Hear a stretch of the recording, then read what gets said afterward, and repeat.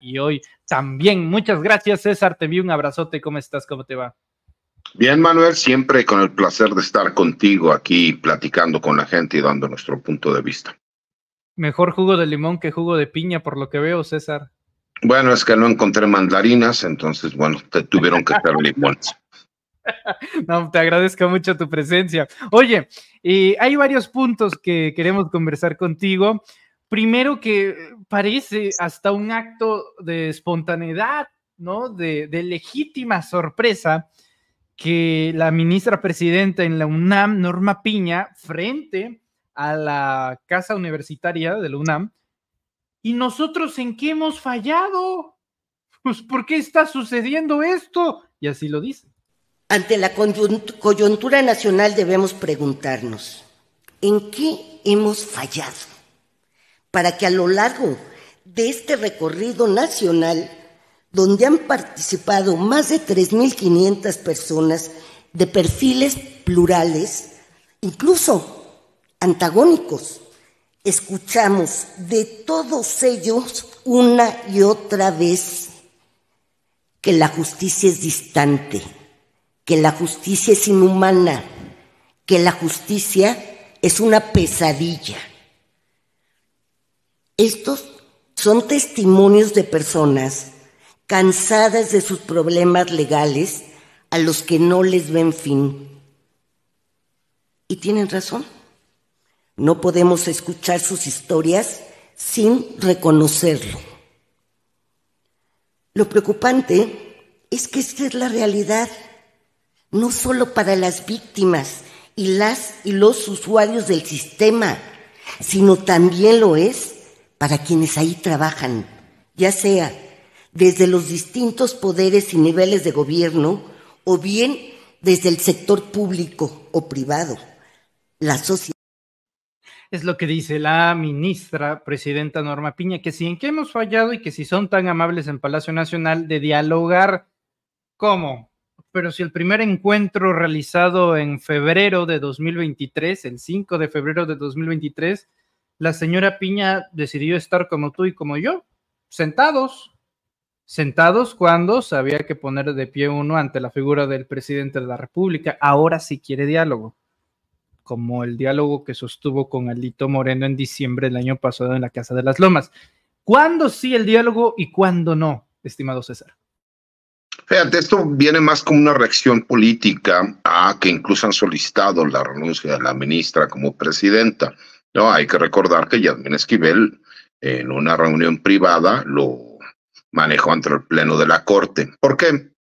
Porque es obvio que existe realmente un contrapeso a las acciones que la ministra Norma Piña tuvo en su momento, y por más que la gente trate de justificar y decir que ella no participó en política, ella sí participó en política. Ella se reunió de forma clandestina con el presidente del PRI, Alito Moreno, quien curiosamente se la pasó casi todo este sexenio diciendo que el presidente Andrés Manuel López Obrador se quería reelegir y el que se termina reeligiendo es él, ¿no? Entonces, nada más para que vean cómo los hechos van de la mano de lo que nosotros les hemos explicado todos estos años. Por supuesto que ella tiene que tratar de salir a defender el que sabe que se va a llevar a cabo una reforma al Poder Judicial, pero tratarán de manejar o de negociar para que esa reforma no les afecte a ellos, porque es la pérdida de privilegios. Y a lo mejor se puede entender, Manuel, porque a lo mejor muchos de estos personajes que llegaron a ministros y que sí tengan una carrera judicial, muy posiblemente tienen una carrera de 30, 35 años dentro del Poder Judicial, ¿no? Y se puede entender. ¿Cuál es el problema, Manuel? Dice algo muy cierto dentro del discurso que ella misma explica, que es: la gente está cansada de nuestro sistema de justicia, porque no es justicia. Justicia que no es pronta ni expedita, no es justicia, Manuel. ¿Cómo puede ser posible que cuando la gente, cualquier persona que nos esté viendo, nos esté escuchando, ha tenido la mala fortuna de tener que ir a los juzgados, forzosamente terminan desesperados porque ya no saben qué más hacer? Y todo cuesta dinero y todo es una serie de problemas y de argucias legales, y ese es el grave problema que tenemos en nuestro país, ¿no? que puedes conjugarlo con un sinnúmero de otras cosas y que tiene que ver también con la idiosincrasia del mexicano. Completamente cierto, pero no olvidemos que en 1995, cuando llegó Ernesto Zedillo Ponce de León como presidente de la República, él cambió por completo el sistema judicial mexicano a nivel federal. ¿Y cómo lo hizo? Pues realmente llegó y quitó a todos los ministros de la Suprema Corte de Justicia, y que incluso el presidente de la República señala que hubo ministros que estuvieron menos de 3 meses en el cargo de ministro y que los terminaron retirando con una pensión vitalicia multimillonaria. Ese tipo de cosas son lo que lastima a la sociedad mexicana. Y ahora, por supuesto, que viene el reclamo a lo que ellos conocen, ¿no?, como la carrera judicial, el decir que como de un plumazo puedes llegar y borrar, ¿no?, la carrera judicial. Es como si quisiéramos nombrar a jóvenes subtenientes que se acaban de graduar del heroico colegio militar, nombrarlos como generales de división. Obviamente, pues por supuesto que aquí es ilógico el comentario, pues porque sí existe una carrera militar, un servicio dentro de la carrera militar que va escalonado y que las reglas han sido muy claras. Realmente en el Poder Judicial no sucede de esa manera, porque puede ser ministro sin tener carrera judicial, y lo hemos visto en muchísimos casos en donde hay ministros de la Suprema Corte que jamás trabajaron en el Poder Judicial y que terminaron siendo ministros, ¿no? ¿Por qué? Porque esa petición, la solicitud la hace el Congreso o el presidente de la República y la aprueba el Congreso, ¿no? Entonces, me parece que ante la desesperación de la inminente reforma que han tratado de minar por todos lados y que terminan hablando de temas que no tienen que ver con la impartición de justicia, porque incluso escuchamos, ¿no?, al embajador de los Estados Unidos en México que sí es necesaria una reforma al Poder Judicial y que eso le daría certidumbre a las inversiones extranjeras. Hemos escuchado a muchísimos comentócratas, ¿no?, porque no les puedo llamar especialistas, señalar que eso es un grave riesgo y que pone miedo, ¿no?, a las inversiones extranjeras respecto a lo que pueda suceder. Y forzosamente tratan de poner un ejemplo como en Bolivia, y que gracias a que tú, por ahí un debate que tuve con algunos personajes del Poder Judicial y vacas sagradas de la UNAM, pues les pudimos demostrar que es completamente falso. ¿Por qué? Porque en la mitad de los estados de Estados Unidos, por ponerles un ejemplo, el juez que llevó y se encargó del juicio contra Genaro García Luna, el juez Kogan, él, por ejemplo, es un juez donde la gente vota por él, ¿no? Casi la mitad de los estados de la Unión Americana, los jueces y los magistrados van a votaciones, y la gente, de acuerdo al trabajo que estuvieron realizando, lo cual no deben de ser populares, ¿no? Simple y sencillamente su trabajo es el que demuestra el conocimiento que la gente pueda tener de ellos, pues termina votando si quieren que esté en otro periodo o no. Lo mismo nos dijeron, ¿no?, del salario mínimo, que se aumentaba el salario mínimo, pues simple y sencillamente en México no se podría, que porque la inflación acabaría con la economía del país. Bueno, pues México es el país que más aumentó el salario mínimo a nivel mundial, y vean cómo los resultados que decían son completamente falsos. Claro, hay que entender que sí se necesitan ciertas capacidades técnicas jurídicas, mi querido Manuel, para poder ser juzgador en cada una de las materias, para ser magistrado y, por supuesto, para ser ministro de la Corte, ¿no? Hay que conocer bien la Constitución. Pero de ahí a que nos vengan a decir, ahora sí queremos dialogar, cuando la verdad es que este comentario no es de ahorita, mi querido Manuel. Se habló de una reforma al Poder Judicial desde el inicio del sexenio, recordémoslo, como Arturo Saldívar intentó en su momento poder llevar a cabo una reforma al Poder Judicial, y la misma reforma no se llevó como tenía que ser. Todo el mundo habla de que esto es un pleito personal entre el presidente de la República y que es una venganza de carácter político, cuando lo acaba de decir el presidente hoy en la mañanera. No tienen que platicar conmigo porque yo ya envié la iniciativa, ¿no?, al Congreso, y serán ellos los que terminan decidiendo. Si quieren tener una interacción, pues tiene que ser con la Secretaría de Gobernación, de cómo de forma correcta lo dice. Y ahí es donde me parece y me llama la atención el hecho de que ahora sí quieran diálogo cuando se buscó y se pidió que ese diálogo se pudiera llevar, y lo único que vimos fueron respuestas negativas de la Corte, y además vimos resoluciones que todas iban en contra del proyecto de la Cuarta Transformación. Entonces, por más que me digan que no participaron en política porque las decisiones de los jueces son individuales, ¿no? Ni que ellos tienen el libre albedrío de decidir de acuerdo a sus conocimientos, pues también es el hecho de que no pueden justificar que hubo reuniones privadas con el presidente del PRI y que hubo amenazas a los magistrados del Tribunal Electoral. Eso nadie lo puede negar, que acabamos de ver un juez que se entromete en las decisiones del Tribunal Electoral teniendo conocimiento, porque es perito en la materia, que no podía llevar a cabo ese tipo de resoluciones. Y entonces ahora dicen que son excesivas los actos de presentar una denuncia de carácter penal y solicitar el juicio político en contra de este juez. Cuando entendamos que todos los actos tienen consecuencia, incluso para el Poder Judicial, entonces empezaremos a ver un cambio, mi querido Manuel, porque no puede ser posible que juzguemos a todos, pero nadie nos puede juzgar a nosotros, porque a nosotros nada más nos puede juzgar el Consejo de la Judicatura Federal. Pues es ilógico, mi querido Manuel, es como si yo quiero ser juez y parte, y yo mismo califico las acusaciones que hay en mi contra, entonces, pues para mí, lo que ellos están diciendo, pues no tiene veracidad, porque en mi punto de vista, al defenderme a mí mismo, pues es que yo tengo la razón absoluta de todo, ¿no? Entonces, pues así de ilógico suena. Ahora sí que aquí aplica la de Pedro Infante. Usted espere sentada porque de pie se va a cansar. No, claro, ¿no? Y al mismo Pedro Infante, si te vienen a contar cositas malas de mí, diles que yo no fui. No, pues sí, exactamente igual. Correcto. Ahora, hay otra situación, César. Hoy se lleva a cabo el cuarto foro de la reforma judicial y hay dos intervenciones que me gustaría rescatar. La primera, la de Adrián García, quien es un personaje ahí bastante conocido en Chiapas, ¿no? Y dentro de las presencias de este cuarto foro del Poder Judicial se encontraba el ministro Lainez Potisek, que pues tiene un modo bastante peculiar de expresar sus ideas.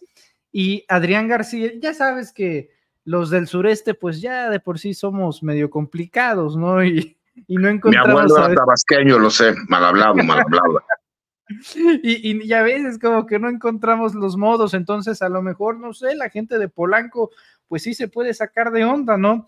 Y ahí mismo, en presencia de Lainez Potisek, este señor que está a favor de la reforma judicial, expresa lo siguiente.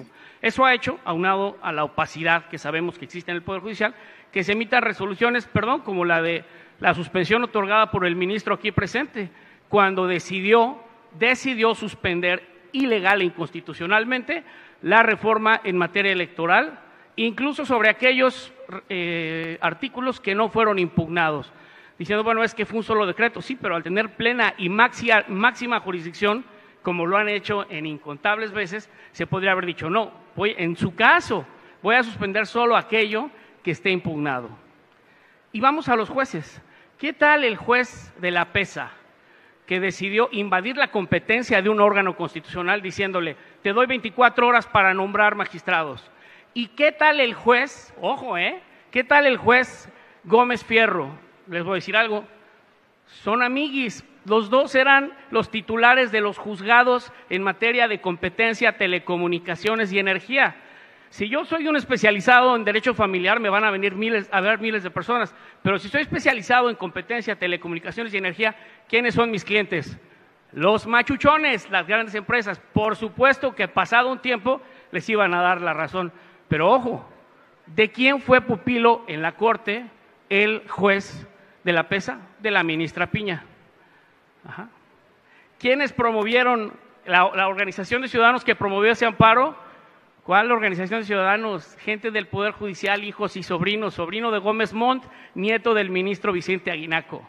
Entonces, ya se me acabó el tiempo, traigo más para que se diviertan. Muchas gracias por el momento. Tengo más para que se diviertan, dice este señor Adrián García, a favor de la reforma judicial. En Chiapas, porque quiero poner las dos partes, ya ves que luego nos acusan de ser medio desequilibrados, bueno, para ir equilibrando un poquito la balanza, también dejaron subir a una señora, la verdad no sé con qué fin, pero pues fue en el Tribunal de Justicia de Tuxtla Gutiérrez, ahí de Chiapas. Yo creo que vio la puerta abierta, dijo que hay, que venden aquí o que están regalando, y aprovechó, ¿no? Sus 5 minutos, su discurso, nada más vamos a poner 30, pero sí me llamó mucho la atención, pues, cómo ingresó, ¿no? Vamos a ver, escuchar. Estoy a favor de una reforma al Poder Judicial, pero sin odio y sin venganza. Estoy a favor de una reforma que tenga como prioridad justicia para las víctimas del delito. Y finalmente, es urgente una reforma al sistema penitenciario. En la imposición de penas no puede haber privilegios, pero tampoco violación a los derechos humanos. La actual propuesta de reforma al Poder Judicial no resuelve los problemas de la gente, pero sí puede generar más injusticia, con ello más encono y división entre los mexicanos. Pues ahí están las dos versiones, César. División. ¿Tú ves esta reforma judicial, César, y a ti te causa división? O sea, ¿te sientes polarizado al ver la reforma? No, por supuesto que no, Manuel. Mira, como lo hemos platicado ya varias veces, se sabe que es necesaria una reforma al Poder Judicial. Lo que no están de acuerdo es en cómo se propone que se lleve a cabo esa reforma en el Poder Judicial. Y luego el presidente, que tiene un colmillo impresionante, les desvía el tema el día de ayer y dice, bueno, pues ¿para qué 5 años de experiencia? Debería de hacer casi recién egresados de la licenciatura. Bueno, quien no entiende que el presidente de la República lo hace en el sentido de que ellos empiecen a hablar de ese tema y que dejen de lado, ¿no?, lo que según ellos es importante respecto a la reforma al Poder Judicial, que para ser muy claro, mi querido Manuel, todos de una forma u otra aceptan que es necesaria una reforma al Poder Judicial. Todos. No he escuchado a una sola persona que no acepte, o a lo mejor públicamente no lo dicen, pero muchísimos colegas dicen es necesaria una reforma al Poder Judicial. Claro, hemos ido avanzando, ¿no?, en algunos aspectos, ya los juicios orales en materia penal, y ahora que ya se dio una entrada en algunos estados de la República, como en la Ciudad de México, los juicios orales en materia civil y familiar, empezaremos a ver resultados mucho más prontos y muchísimo más rápidos, ¿no?, de forma expedita realmente.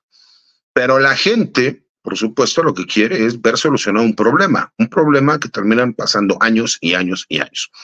La realidad, Manuel, es que la pérdida de beneficios es lo que les molesta, y lo he platicado muchas veces contigo. Yo no tengo ningún problema que un ministro de la Corte cobre una cantidad estratosférica de dinero, porque muy posiblemente a lo mejor no tiene la posibilidad de llevar una práctica privada como abogado, y que es muy consciente en cuanto al trabajo que hace de forma profesional. El problema es cuando vemos que todos estos excesos que tienen van de la mano de muchos actos de corrupción que no se pueden justificar. Y bien lo dijo Andrés Repier, que es como yo lo conozco, la primera persona que muestras en el video, y que es un especialista en derecho electoral. Él menciona, y lo dice de forma muy clara, ¿cómo es posible que jueces que saben que son especialistas en ciertos temas, ¿no?, terminen siempre dando resoluciones a favor de empresas extranjeras en contra de los beneficios del pueblo de México? Y mucha gente dirá, bueno, pero es que es lo legal. No, a ver, desafortunadamente nuestra justicia se convirtió en una justicia legaloide, por eso no la podemos llamar justicia, sino sistema jurídico mexicano. ¿Por qué? Porque cuando le quitamos nosotros la parte importante, que era buscar justicia para la aplicación única y exclusivamente de la ley, desde ahí deformamos el sistema, que además nos fue traído del extranjero para que implementáramos en nuestro país. Y por supuesto que la mayoría de los grandes despachos o de muchísimos abogados bien relacionados, pues no quieren que existan este tipo de cambios. ¿Por qué? Porque en el momento en que tengas que ir, y lo he dicho y lo digo públicamente nuevamente, hay muchísimos abogados que se dicen ser o les dicen que son los mejores abogados penalistas de este país, que cuando los ves en audiencia no tienen ni la menor idea de lo que están haciendo.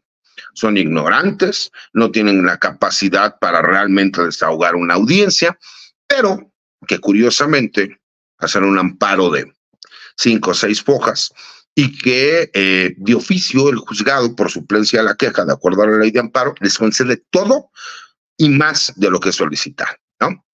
Y ahí es donde tú te das cuenta que, bueno, pues ahí sí es cierto que existían abogados estilo Juan Collado, ¿no? Que con una llamada de teléfono solucionaban un asunto. Eso es lo que queremos evitar en México.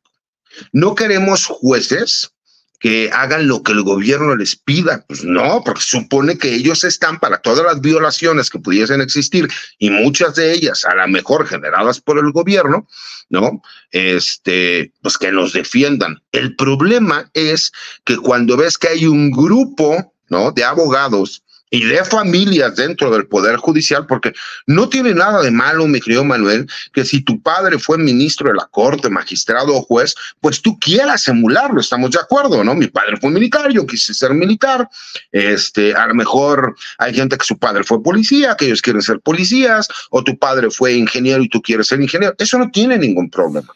El problema es que curiosamente el Poder Judicial está invadido de nepotismo. Curiosamente, en el Poder Judicial, y hay que reconocerlo, son gente que estudian y se preparan mucho, pero curiosamente, los que siempre terminan obteniendo esas plazas, pues son los hijos, los nietos, los sobrinos, los primos o los hermanos de aquellos que ya son jueces, magistrados o ministros. Es muy curioso. Una sola familia concentra 65 plazas de familiares. Sí, una sola familia, pero esa es la que te marcaron como un gran número. Pero yo te puedo asegurar que hay muchísimas familias que tienen 20, 30, 40 personas cercanas de su familia. ¿Cómo es posible que todas estas personas estén dentro del Poder Judicial? Como yo te lo dije, no sería un delito, pero cuando tú te das cuenta que hay personas que a lo mejor también pasaron el examen de oposición, que tuvieron siempre una excelente carrera, pero como no tienen esos padrinos, esas personas no se les dieron las vacantes de jueces o de magistrados. Y por más que me digan, para ser ministro de la Corte necesitas forzosamente tener, por lo menos hasta el día de hoy, contactos en la política para ser propuesto. Hay por ahí, y la gente lo puede checar porque se encuentra en las redes sociales, cuando fue propuesta la ministra Norma Piña, que fue propuesta en el sexenio de Enrique Peña Nieto, donde se hace un comparativo de acuerdo a su trabajo como juzgadora, no como magistrada, y en comparación con los otros perfiles, y ella es la que tenía peor calificación respecto al trabajo judicial, y aún así ella terminó siendo ministra de la Corte. Entonces vimos también a un Eduardo Medina Mora, que nunca tuvo carrera judicial, que incluso fue procurador general de la República, que estaba como ministro de la Suprema Corte de Justicia. Y mucha gente se queja y dice que la ministra Elenia Batres no sabe lo que está haciendo. Bueno, en primer lugar, acaba de llegar. De acuerdo a las resoluciones que ella emita, entonces tendríamos que juzgarla. ¿Cuál es el problema? Todo sigue siendo de forma, no de fondo, me creo, Manuel. Y entonces aquí lo que nos gusta es que nos llamen su señoría, ¿no? Para demostrar que esta es un escalón abajo de mí. Seguimos teniendo una justicia del siglo pasado, no en pleno siglo XXI. Y lo que queremos es seguir llevando los asuntos de la misma manera, porque incluso a la Suprema Corte le molesta que muchos de los asuntos que ellos no consideran importantes, y hay que entender algo, para todas las personas, su asunto es lo más importante, ¿no? Entonces, cuando llega a la Suprema Corte, ellos se molestan. ¿Cuándo hemos visto, con el debido respeto a las gentes que nos están viendo, nos están escuchando, cuándo han tenido la oportunidad de entrar a platicar con un ministro sobre su asunto? A lo mejor han tenido la posibilidad alguna persona de platicar con algún juez o con algún magistrado. Por lo general se habla con los secretarios proyectistas sobre el asunto, ¿no? Pero ¿cuándo les han dado esa posibilidad? ¿Tú has podido, César? Yo nunca he podido hablar de un asunto con un ministro de la Corte. Nunca. Sí he tenido la oportunidad de hablar. Ajá, o sea, tengo 27 años en el litigio. Y de estos 27 años he llevado asuntos muy relevantes, ¿no? Independientemente del de mi señor padre, he llevado asuntos muy relevantes. He tenido la oportunidad de ir a la Corte Interamericana de los Derechos Humanos, he tenido la oportunidad de ir a Países Bajos a representar asuntos. O sea, he tenido toda esa oportunidad y en México es de los lugares más complicados para que tú puedas tener una audiencia. También tengo que reconocer que sí ha habido magistrados que abiertamente me han recibido y también me ha tocado jueces que me han recibido, ¿no? Pero son los menos. Te puedo decir que a lo mejor de 1000 solicitudes que he hecho, en 10 ocasiones me tocó que me recibieran, ¿no? ¿Por qué? Porque nuestro sistema está creado de esa forma, ¿no? Se llaman alegatos de oídas, por ejemplo, el querer tú hacerle un resumen de 20 tomos en menos de una cuartilla para podérselo explicar de forma rápida al magistrado o al juez. Y que todos tenemos ese derecho de poder hacerlo, pero que no a cualquiera se le concede. Ahora imagínate tú, cualquier persona, sin tener la capacidad de poder explicarle jurídicamente un asunto, el que tenga la posibilidad de ir con un ministro de la Corte. Es imposible. Ese es el problema cuando no existe esa proximidad. Entonces, cuando nosotros, ¿no? Y es algo que pasa mucho en el ambiente y en el argot jurídico, los abogados muchas veces utilizamos ciertas palabras, estilo de los médicos, como para verlos muy profesionales. Y yo siempre he tratado de explicar las cosas de la forma más sencilla, ¿no? Hay algunos términos jurídicos, bueno, pues que tenemos que decirlos como son, pero los desmenuzamos y lo explicamos a la gente. ¿Por qué? Porque en el momento en que nosotros estemos más cercanos a la gente podrá entender exactamente qué es lo que estamos haciendo y no decir, ay, qué bonito habla el licenciado, pero no le entendí un carajo de lo que dijo. Y lo importante es sabernos comunicar, ¿no? Bueno. Ese grave problema, mi querido Manuel, se ve reflejado en cuanto incluso a las resoluciones que se dan. ¿Por qué? A ver, ¿cómo es posible que no tengan un área de comunicación social donde explique, señores, se llegó a esta determinación o se llegó a esta resolución porque a lo mejor la fiscalía no hizo el trabajo que tenía que hacer, porque los policías aprensores al llenar el informe policial homologado no lo hicieron de forma correcta, porque no señalaron el horario, el lugar, si iba armado, si no iba armado, etcétera, etcétera, etcétera? Porque a lo mejor derivado de la detención hubo un exceso en el uso de la fuerza y esta persona fue golpeada de forma indiscriminada, más allá de lo que el uso de la fuerza pudiese haber sido, bla, bla, bla, bla, bla. El quedarte ensimismado y decir, yo soy la ley y lo que yo diga no pasa absolutamente nada y yo soy quien dice cómo se hacen las cosas, desde ahí ya tenemos un grave problema. ¿Por qué? Porque solamente un magistrado podrá decir si tenía razón o no tenía razón.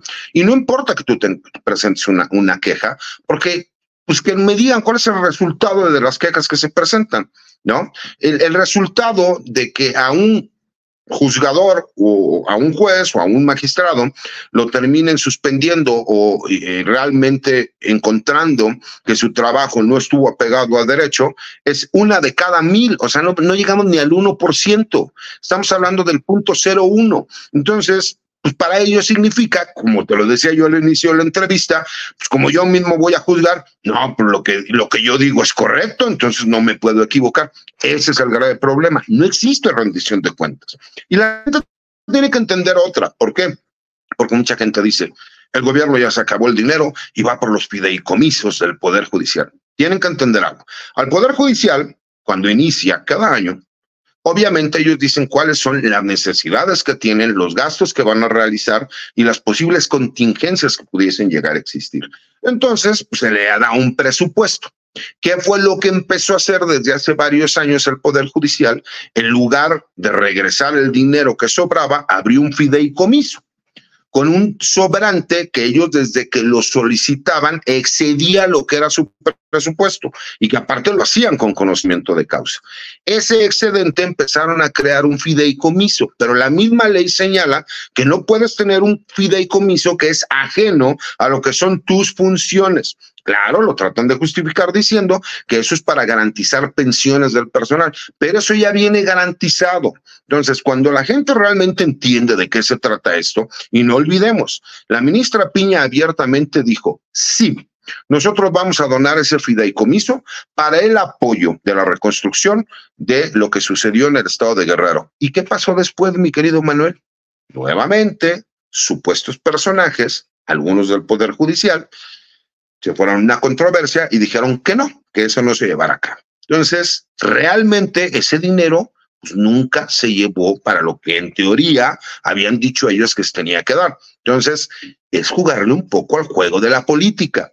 Y desafortunadamente, una ministra de la Corte, no dudo que tenga muchísimo mayor conocimiento jurídico que el presidente de la República o que un servidor, pero no sabe de política lo que sabe el presidente de la República. Entonces, ella se metió en un juego que sabe que no va a poder ganar, entonces ahora quiere salir con la bandera de aquí estamos, necesitamos cambiar, vamos a cambiar, pero ayúdenos, escúchenos. No, eso era antes. Ahorita el pueblo ya votó. Ahorita la iniciativa ya se mandó. Entonces, es más, si hubiera hablado antes, a lo mejor ni estuviéramos hablando de una reforma judicial.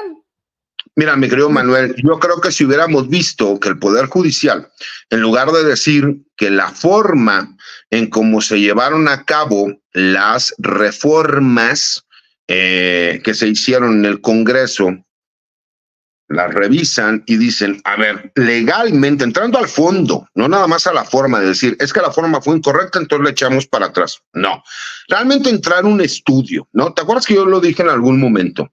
No me gustó la resolución de que la Guardia Nacional tenía que regresar de la Secretaría de la Defensa a la Secretaría de Seguridad y Protección Ciudadana, pero que se me había hecho una buena resolución porque sí entraron al fondo del asunto.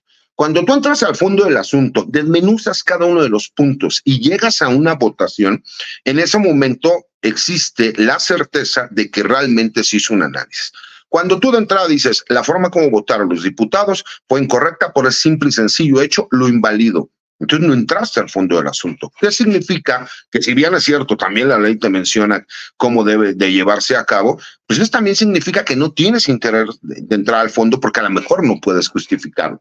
Y ahí es donde me parece que sí entraron a jugarle un poco a la política. ¿Nos puede gustar o no?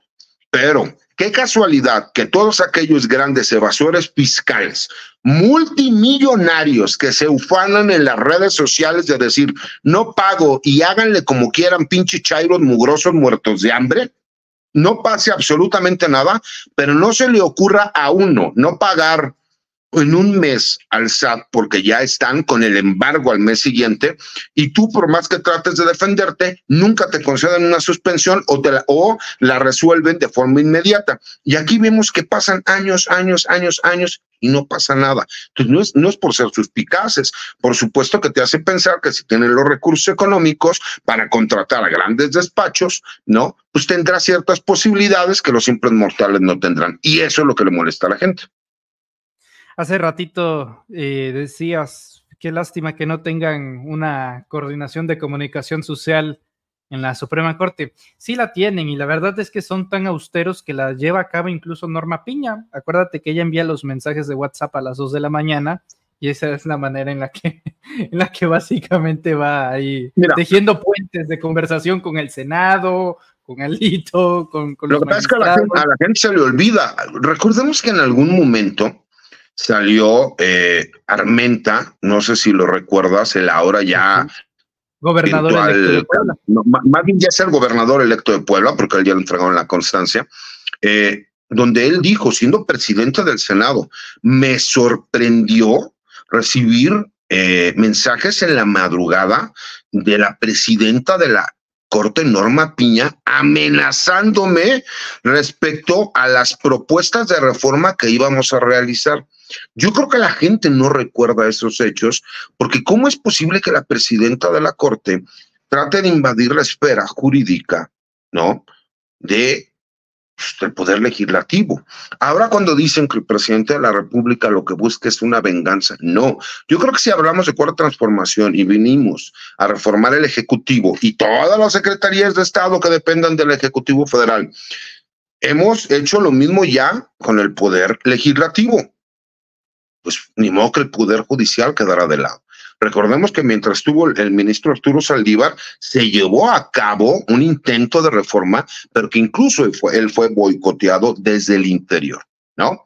Y parecería que iba a ser suficiente con eso, cuando desde el principio se dijo, no puedes ser juez y parte. El Consejo de la Judicatura Federal no puede formar parte del Poder Judicial Federal. Y la presidenta de la Corte o el presidente de la Corte no puede ser también el presidente o el encargado de todo el Poder Judicial y del Consejo de la Judicatura Federal, porque entonces es una simulación. Imagínate, si estuviéramos hablando de empresas que compiten para dar un servicio, pues hablaríamos de monopolio, ¿no? Porque no estamos haciendo tontos, aunque tú digas que tienes un órgano que te va a auditar, que te va a verificar y que va a investigar posibles actos de corrupción, si la cabeza es la misma. Es así de fácil y de sencillo, mi querido Manuel. Mira, a mí me ha costado ya el hecho de emitir mi opinión públicamente. Dicen que el ejercicio más peligroso del mundo o la actividad más peligrosa del mundo es dar tu opinión de forma pública, ¿no? He tenido ya algunos incluso problemas en mi actividad profesional en cuanto a ciertas resoluciones de algunos jueces, al grado de que me hicieron una carpeta de investigación por supuestamente firmar un documento y que no fuera mi firma, y que tuve que demostrar por medio de dictámenes periciales en grafoscopía que mi firma sí era mi firma, y que el mismo perito de la Fiscalía General de la República dijera, no, pues es que su firma sí es su firma, que no era con la intención de meterme a la cárcel, era con la intención de entorpecer el trámite que estaba realizando, porque una suspensión que me dieron...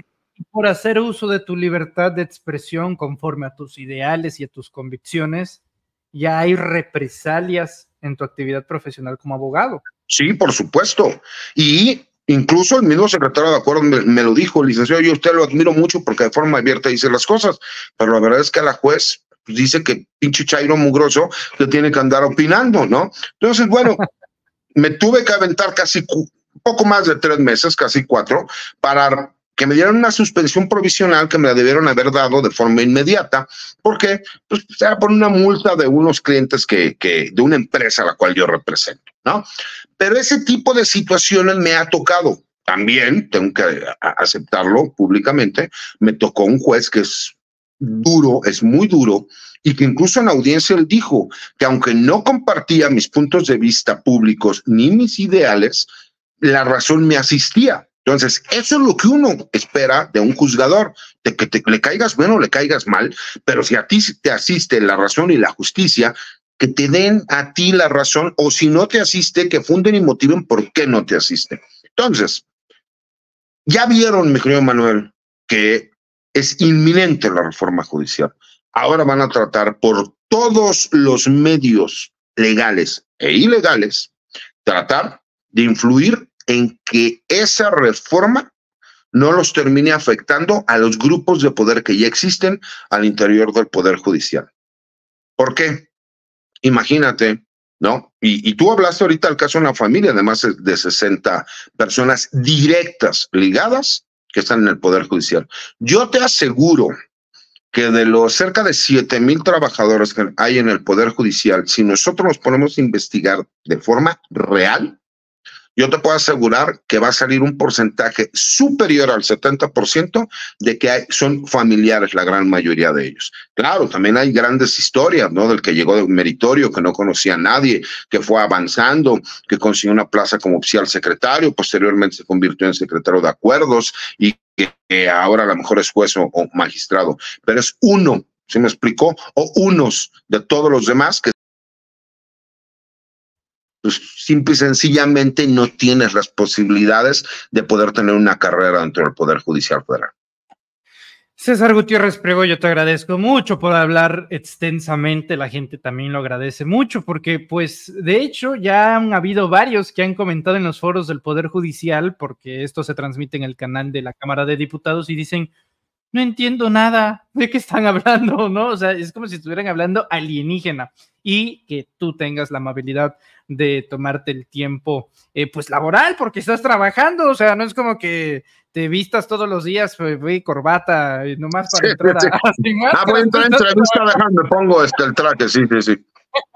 ¿Sabes? Por hobby, y que tengas la amabilidad de explicarle a la gente, la verdad, no solamente lo valoro yo, seguramente también lo valorarán ellos muchísimo. Te agradezco mucho y te pido por favor que nos compartas tus redes sociales.